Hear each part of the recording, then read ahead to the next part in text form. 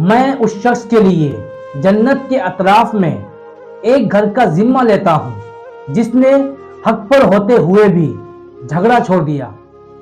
میں اس شخص کے لیے جنت کے بیچ میں ایک گھر کا ذمہ لیتا ہوں جس نے مزاح کے طور پر بھی کبھی جھوٹ نہیں بولا۔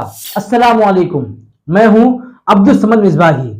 احساس اور فکر کی دنیا میں آپ سبھی کا تہہ دل سے استقبال ہے۔ آپ دیکھ رہے ہیں سلسلہ حدیث کا 20واں ایپیسوڈ میں جو باتیں کی گئی وہ اس حدیث پاک کا حصہ ہے جو میں آپ کے سامنے پیش کرنے والا ہوں۔ اس حسین کائنات میں امن و امان قائم کرنے والے پیغمبر اعظم رسول معظم صلی اللہ علیہ وسلم نے لوگوں کو کتنے اچھے انداز میں امن و سکون قائم کرنے پر ابھارا ہے۔ عقل کہتی ہے اے انسان، تو حق پر ہے، حق پر ہونے کی وجہ سے تجھے سامنے والے سے اپنا حق لینے کی اجازت ہے، اگرچہ جھگڑا کر کے ہی کیوں نہ ہو۔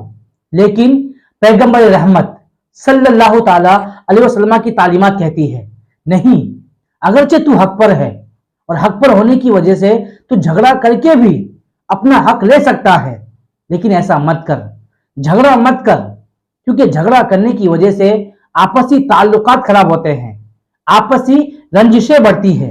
اس لیے جھگڑا مت کر، بلکہ جھگڑے کی جگہ صبر کر۔ اگر تم نے صبر کیا تو صبر کی وجہ سے اللہ تعالیٰ تجھے جنت میں ایک بہترین اور خوبصورت سا گھر عطا فرمائے۔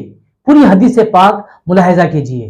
حضرت ابو امامہ رضی اللہ تعالی عنہ سے روایت ہے، پیغمبر اسلام صلی اللہ تعالی علیہ وسلم نے ارشاد فرمایا، میں اس شخص کے لیے جنت کے اطراف میں ایک گھر کا ذمہ لیتا ہوں جس نے حق پر ہوتے ہوئے بھی جھگڑا چھوڑ دیا۔ میں اس شخص کے لیے جنت کے بیچ میں ایک گھر کا ذمہ لیتا ہوں جس نے مزاح کے طور پر بھی کبھی جھوٹ نہیں بولا، اور اس شخص کے لیے جنت کے بلند ترین حصے میں ایک گھر کا ذمہ لیتا ہوں جس کا اخلاق اچھا ہو۔ اس حدیث پاک میں جھوٹ نہ بولنے والے اور اچھے اخلاق والوں کے لیے بھی خوشخبری ہے۔ یہ ویڈیو یہی تک، ملیں گے نیکسٹ ایپیسوڈ میں ایک نئی سوچ اور عمدہ بچار کے ساتھ۔ تب تک کے لیے اللہ حافظ۔